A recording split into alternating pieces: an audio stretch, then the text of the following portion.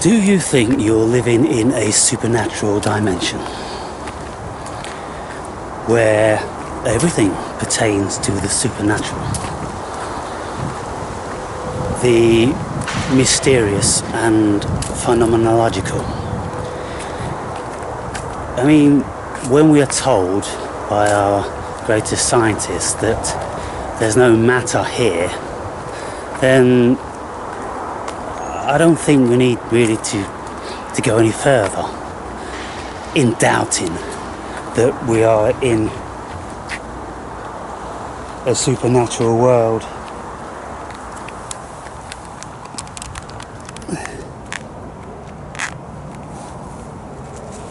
It's a little shrew type thing. Hello. It's a mole, isn't it?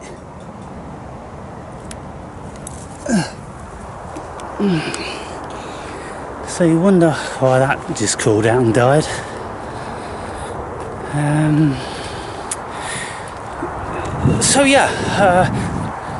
Look, this book I'm writing is all about supernatural. Closer to God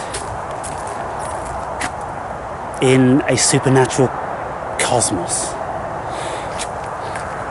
Last night, for a couple of days now, I've been struggling to be coherent with my writing because I'm on a difficult chapter and I'm at 20 pages now, and because it's so difficult to write, most days I'm only writing about 3 pages, and then when I go back I've kind of lost my thread because I've said so much, and I wonder if I said this and if I explained that. So then I have to read it again, and reading 20 pages is about an hour and a half,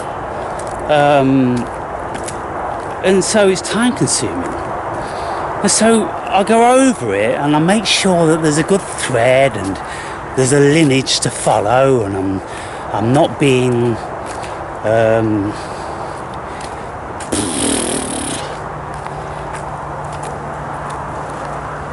I'm not being too difficult to read, let's just put it that way.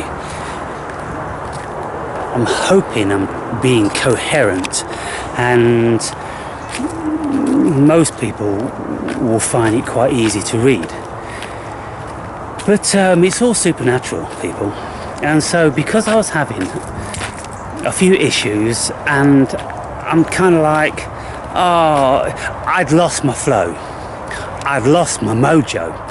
And this is the first chapter where I'm having to create something new, because all the other chapters I'm recalling my experiences.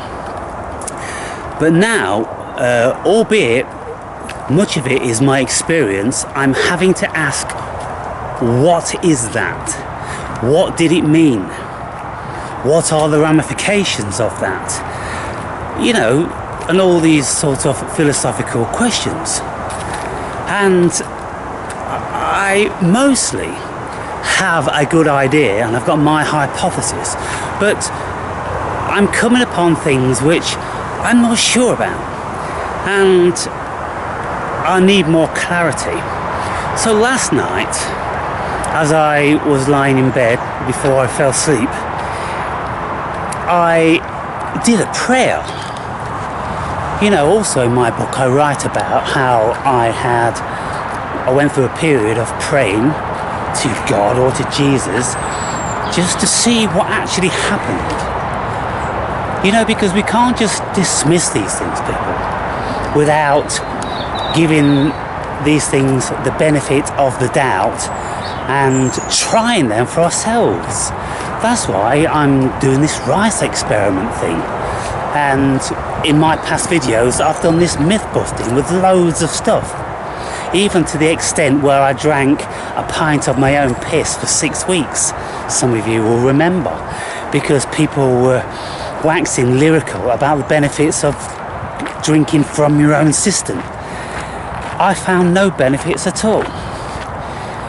And some people take nootropics, these medications for depression, things like that, and they feel very good and they relieve lots of their symptoms, whereas others, they feel worse. And so, we're all different, and so we just can't be instantly dismissive about anything. And that's why I ate the elderberries the other day, because too many people say too many things. And so I wanted to know for myself, and as it wasn't a life and death thing, that I could afford myself the privilege of finding out what my body reacts like to elderberries. And so I did a prayer, and it wasn't to Jesus or God, it was to the cosmos, because I don't think you need to address any deity in particular, because we are the deity, and that's the thing about it. And somehow we can connect to our higher self through belief, or through just having that cohesion, that bond, that intuition. I think people are just called, these things, Jehovah and Allah and Krishna and all these different things, because those words meant a certain something in their culture. Like Christ, Jesus Christ, it wasn't his name. I wonder when you guys were going to get around to this. Too hot for it though. Yeah, I was going to say. But everything's grown so fierce, and sometimes you can't even walk down here without getting stung with all the net. They'll do the chickens in the egg, mate. Yeah. After October. After October. Yeah, because of all the wildlife and the birds. Right. Okay. Yeah, I get that. No, that's cool. All right, mate.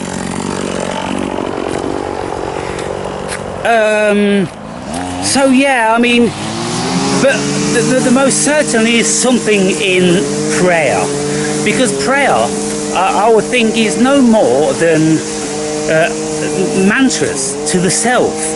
And if you want something, like if you practice the law of attraction, then you say these things to yourself.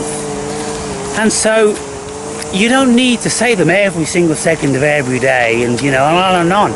All you need to do is say these things once. Like when I wanted the pink football, or I wanted the old British coin. I just said it once, and I let it go out into the cosmos, and then like a boomerang it comes back. So last night I was lying in bed and I'm thinking, I'm struggling with this chapter. I don't really know where it's going. I've lost my thread, and it doesn't seem like it's fluid. It seems like I'm actually writing it instead of having it downloaded, which is what I say about the vast majority of things that I say and do. So anyway, lo and behold, this morning I got up and I didn't read my regular book, which is The Second Coming of Christ, as I normally do each morning. I sat down and I read the first 19 pages, well, the whole 19 pages of this 9th chapter. And I made a few changes, and I familiarised myself with what it was all about. And then all of a sudden I came to the part whereby I was supposed to be kind of like describing exactly what faith is, and it just flowed, and I wrote a paragraph of about that long, and it's the most powerful and important paragraph or two in the whole book, because much of the book is about faith and what faith actually is, because faith is the portal to God as far as the Christians are concerned, and belief in general is exceedingly important in all religions. And so it doesn't matter whether you are believing in a God, or you're believing in yourself, or you believe in something. It's the belief. Belief is powerful, people, because when you believe, and faith is even more powerful, when you have faith, you keep your nose to the grindstone. For instance, if you have faith that you're going to climb this mountain and you're not going to be defeated, you will keep trying, you'll keep going in the face of all adversity. You will keep going, and the nearer you get, the stronger you'll become, and the more you will embrace your faith that you can do it. So it is powerful. If you never had the faith in your own ability to climb that mountain, then doubt would very, very quickly set in, and then you would destroy yourselves. So that's how it works, people. Faith is really, really powerful, and so I speak about it from several facets in this book, and I'm making some beautiful realizations to myself, because less than a year ago I was really struggling with it, and it seemed to me that it was the obstacle in front of me. It was this pesky little concept which kept rearing its ugly head just about every line in every religious scripture that I was reading. It was faith, faith, faith, faith, faith. And in the end, I'm like, well, look, I don't have faith. I don't fully understand what that word means, and so I'm going to have to get to the bottom of it. And so I asked loads of people. I asked pastors and chaplains, and I did an enormous amount of reading over a 6-month period. And now I've finally worked out what it is and how it actually works. Because for me, you see, if I'm going to believe in a God, then I have to know God to believe in God, you know, and so I can't do this blind faith thing, albeit what we do with 99% of this existence here, we have a blind belief, don't we? You know, we believe that the sun is as far as the scientists tell us, whatever that means. We believe that the world is round. We believe that we're one of 9 planets, and all this stuff. We have faith in what other people tell us. And so the Bible's asking no more than what our scientists have been asking of us for millennia. They're all asking us just to have faith in them, because they can only prove it to us, and it's not even proof. They can't actually prove these things to us. They can write down the equations and they can tell you that they've done all the measurements, but that's not proof. And so we could say, well, how do I know that the sun's 93 million miles away? How does anybody know? What does 93 million even mean? You know, it's absurd.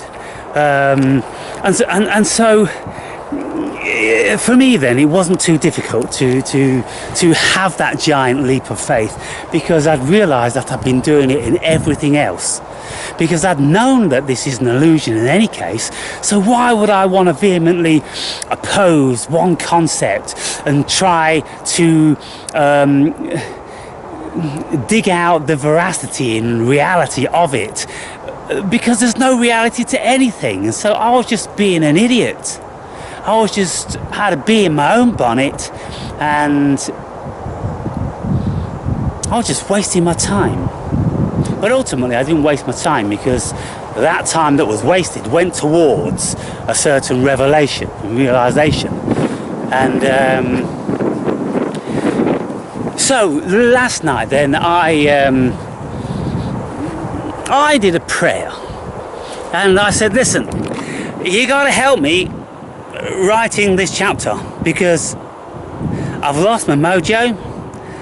I don't know where I'm going with this, because it was unconsciously, I knew that I didn't really know what I wanted to say ultimately, because I wasn't sure. I wasn't self-asserted. I wasn't convinced myself. But yet today I just started doing automatic writing, and I'm like, that's it, and it all came together. And so whether this automatic writing comes out of the unconscious, because all the information's in there and your unconscious knows everything, it's just that the conscious mind has to extract that information out and compile it into a structure which is intelligible, you know. And so whether it was just the higher self or the unconscious doing this, or whether there was something in the prayer to a higher being that helped me, sent down the buzzy stuff, you know, and then enabled me to be able to write, convincing myself that I now knew what it was about. And so I've had so many of these occasions, and it really is quite absurd why I am not an evangelist now, standing on a soapbox on the corner of every market square.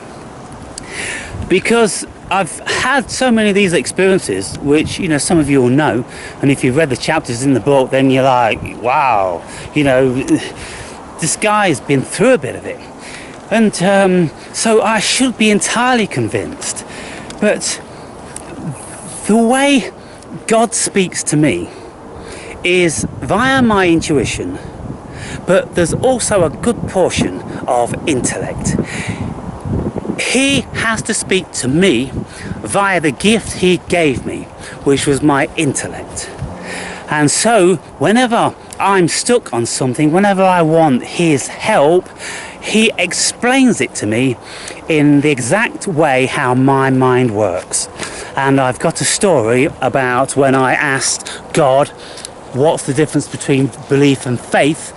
And instantly I saw a bridge in the clouds, and it was something like I'd never seen before. It's like seeing a face in the clouds, which is really, really, really a face. And it's not just like, oh, it looks a little bit, no.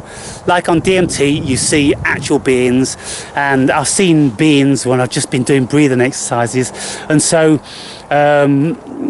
God speaks to you and shows you things like that.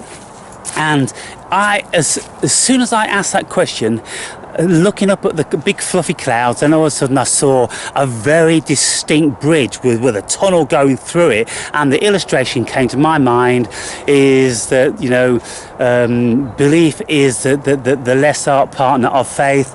Faith is the bridge over the canyon of belief, and it's more deep, and it's in the book if you're interested, but it happens like that in an instant. And I'm like, well, I couldn't have thought about that so quickly and put it all together. It came telepathically. And I'm like, fuck. So the illustration was in the sky along with the telepathic message. And when you have things like that happen to you people, you know, you just have to slap your ignorance and your recalcitrant nature. You've just got to go, listen, mate, just pull your neck in and accept that this is the supernatural. You've been writing a book about it for all this time now. It's 150 pages about the supernatural, and yet you're still fighting, you know, the notion of God, or what is God, and, you know, faith and all this sort of thing. But it's just how I intellectualize things, because what I'm doing is, I suppose I'm working it all out for myself, but I'm putting it into as simpler terms as I possibly can, so any of the readers will be able to make leaps of intellectual hurdles that probably would have took them a long time to straddle themselves. But I've banged, you know, 100 of these hurdles in quick succession, and it's logical, it all makes sense, and it's very feasible. And so that's what happened to me, you know, last night. And my book is filled with things like that. Supernatural, synchronicity. I'm just speaking about something, I think about something, and then I see it, and it happens, and somebody sends me an email or a link, or somebody gives me a book, all this different sort of stuff. Or I'm thinking about something, and then the very next paragraph in my book, it explains what I'm thinking. And it's incredible. It really is incredible, and so there's no denying that we're in a supernatural world. And once we open up our minds and our hearts into the supernatural world, then you just get an inundation of it. Everything is supernatural, and it's beautiful, and it's just incredible. It really is incredible. When you see there's so much more depth to what's going on all around us. And so we're in the last throes of summer now, and all the seeds are hanging everywhere. This is a hornbeam tree, and they're hornbeam seeds, and you see the seed there, little things there. Yeah, and they have the most gorgeous of pollinators, what are they called? Oh God, must be the terms. You know, they're about that long, they're beautiful and yellow, and they're just absolutely wonderful, incredible. And so when you watch the whole season come and go, you see the cosmic miracle. When you're involved in it, if you don't pay any attention, you don't see what's going on, and you don't notice the genius and how all these trees are speaking to each other and exchanging DNA. If you're ignorant to it, you let all that pass you by. Now, because I'm talking about them, they're getting all excited and showing off. You see how it works, people.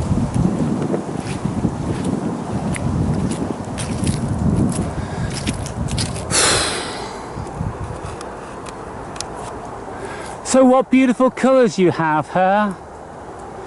Yellows and greens, and the way the light kisses every one of your leaves and twigs, and the wind dances with you. It's all beautiful, isn't it? It's all the beautiful dance of the cosmos. I hear you. I'm hearing you, and I'm seeing you dancing and singing when nobody else is appreciating you. And I wonder if anybody has ever appreciated you like I'm appreciating you now.